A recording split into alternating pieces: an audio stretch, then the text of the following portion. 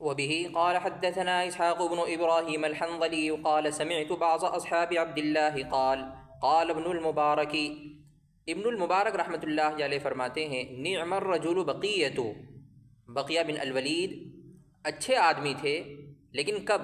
لولا انہ کان یکنی الاسامیہ ویسمی الکنا، اگر وہ ناموں کو کنیت سے اور کنیت کو ناموں سے نہ بدلا کرتے، یعنی جو راوی اپنے نام سے مشہور ہو اس کی کنیت کو یہ ذکر کر دیتے ہیں، اس کا نام نہیں لیتے، اور جو راوی اپنی کنیت سے مشہور ہو اس کا نام ذکر کر دیتے ہیں، اس کی کنیت کو ذکر نہیں کرتے۔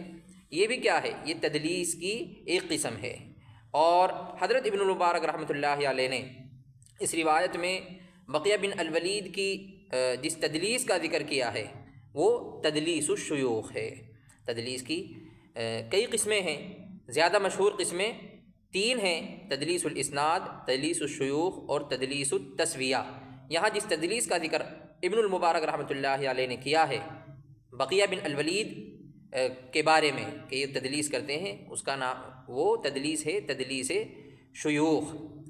کس کو کہتے ہیں تدلیس شیوخ؟ یعنی راوی اپنے شیخ کے نام، لقب، کنیت یا نسبت میں سے، ان چیزوں میں سے جو غیر مشہور ہو اس کو ذکر کر دے، اور جو چیز مشہور ہے اس کو حذف کر دے۔ ایسا کرنے کے مختلف اغراض ہوتے ہیں، جیسا کہ ابھی بتایا کہ یہ بقیہ جو ہیں یہی کیا کرتے تھے کہ راوی اپنے نام سے اگر مشہور ہے تو نام کو ذکر کرنے کے بجائے اس کی کنیت کو ذکر کر دیتے تھے، اور اگر راوی اپنی کنیت سے مشہور ہے تو اس کی مشہور کنیت کو ذکر کرنے کے بجائے اس کے نام کو ذکر کر دیا کرتے تھے۔ تو یہ تدلیس ہے۔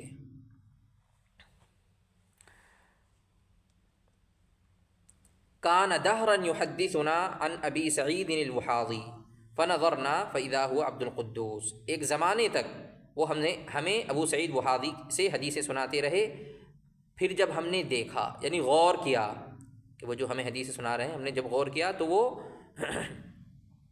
کون نکلا، کس سے نقل کر کے وہ حدیثیں سنا رہے ہیں ہمیں؟ فاذا هو عبد القدوس، تو عبد القدوس نکلا۔ عبد القدوس کا تذکرہ آ چکا ہے، ابو سعید عبد القدوس بن حبیب کلائی دمشقی شامی۔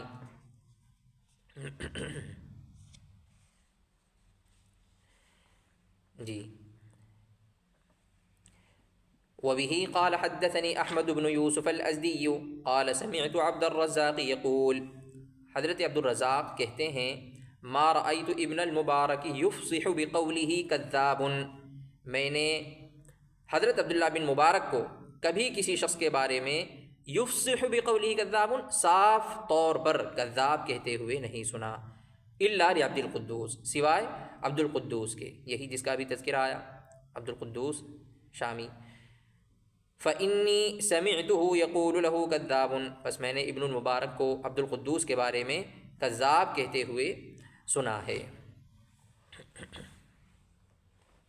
آگے کی روایت میں معلّہ بن عرفان کا تذکرہ آ رہا ہے، آئندہ سبق میں اس کو انشاءاللہ